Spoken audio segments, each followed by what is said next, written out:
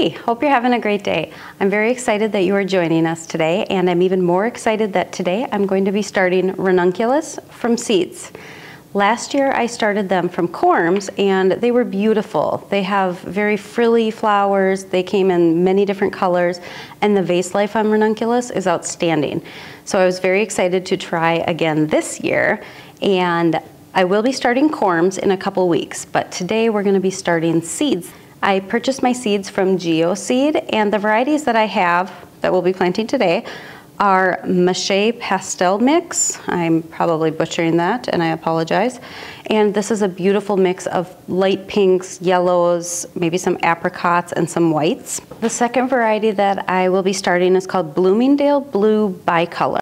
They are mostly white, but the edges, the tips of the petals are a purplish color.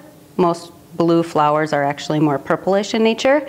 And the last variety that we'll be planting today is called Magic Yellow, and this is a bright, solid yellow ranunculus. If you pick it as it's just blooming, the center will actually have a little bit of green in it as well, but these are going to be a strong, bold color in some of my arrangements this summer. Planting ranunculus from seed is something I'm not familiar with, and when you buy from GeoSeed, there are no directions on the packet.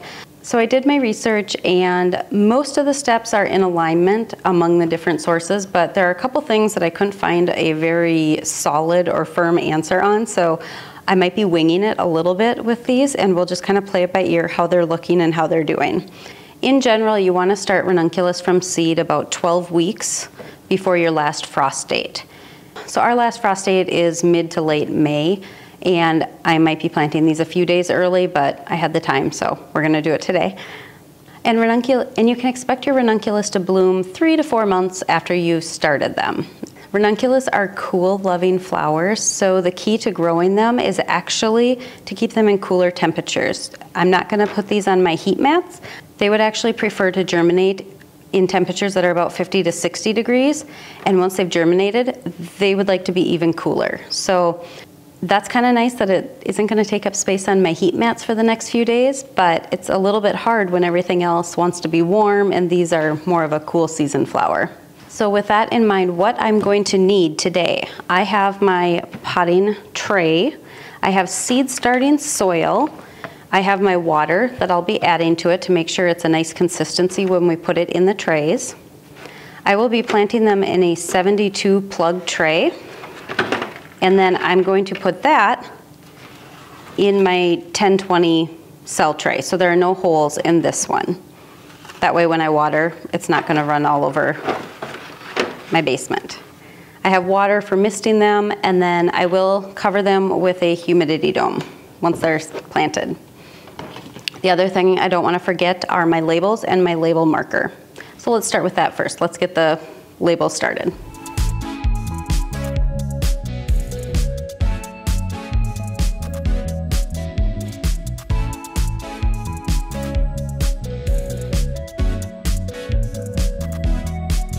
If you're watching the video because you enjoy gardening or seed starting or just looking at pretty flowers, or you happen to enjoy some of the other outdoor projects that we are doing, please consider subscribing to our channel. It doesn't cost you anything. It just lets us know that there are viewers out there who enjoy being outdoors, and whether it's gardening or making maple syrup or working on other projects. We'd really appreciate it. When I'm mixing my soil with water, I'm adding enough water so that I can form a ball when I squeeze it. However, it's not going to actually drip any water when I squeeze it really tight. The only thing dripping down is soil. You could add water after you filled your tray. In some cases, when you're planting seeds on the top of the soil and they need light to germinate, you run the risk when you add water of washing your seeds away or displacing them, or they may not have contact with the soil, and that would be much harder for them to germinate. So I prefer to actually add my water before I add the soil to the tray. We've done other videos, seed starting, if you want to watch and get a little bit more information on that. So now what I'm going to do is make a little space, try and contain my mess to some extent, and I'm going to fill my tray.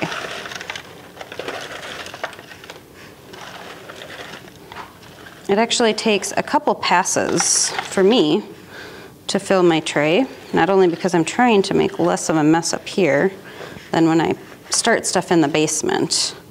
So I like to go through and just make sure the cells are actually full. I'm not pressing down hard, I'm not compacting the soil too much, but I'm just making sure there isn't a lot of air pockets in there.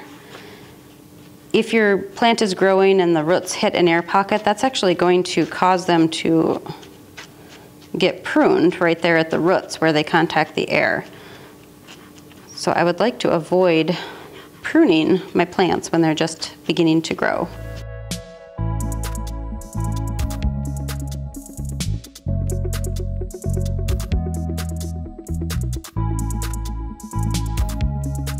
There's actually quite a few sticks in this bag. This was a Miracle-Gro seed starting mix, and I'm not real thrilled with this, to be quite honest. I have used other bags of Miracle-Gro seed starting mix, and they have not had this many sticks, so I think it might be a little bit luck of the draw. This definitely would not work for the soil blocking.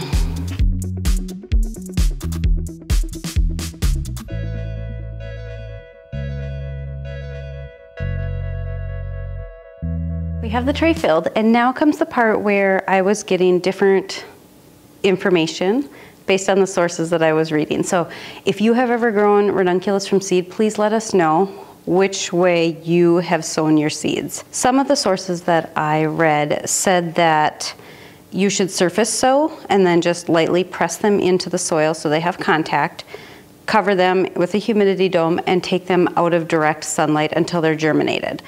That's kind of the way that I do it when I have corms.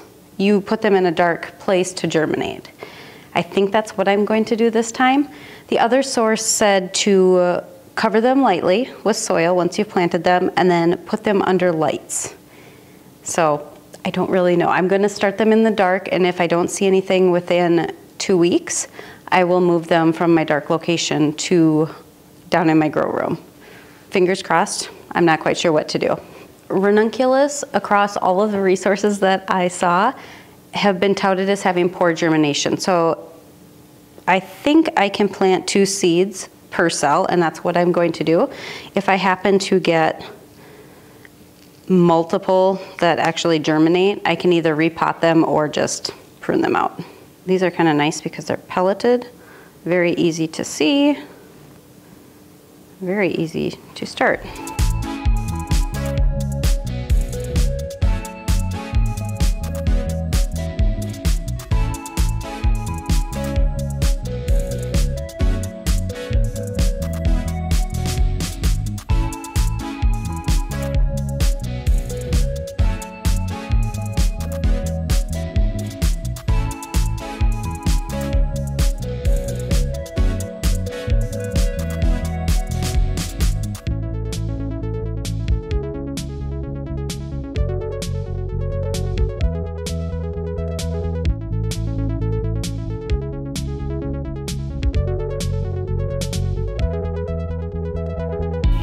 So I have the seeds planted and I covered them with a little bit of soil. I'm going to mist them with my water, put my humidity dome on, and then I will take these up to my spare bedroom where I have my dahlias stored right now. It's a little bit cooler up there, so we'll see if that's the kind of climate that they need for germination. You want to make sure that you keep the soil moist with water while they are germinating, and they can take quite a while to germinate. It can be up to 30 days just to germinate. If you are planting them in smaller cells than this, you may need to pot them up as they get a few sets of true leaves on them. I'm hoping I can leave them in this container so I don't have to pot them up before they get transplanted outside. And we're looking for outside daytime temperatures to be averaging about 50 when we plant them outside. So we will keep an eye on the plants and the weather, and these are some of the first ones that can actually go outside. Thanks for watching as I got my ranunculus started, and stay tuned. Maybe in another week or two I will be starting ranunculus from corms. So we're getting closer to gardening season. Have a wonderful day. Bye.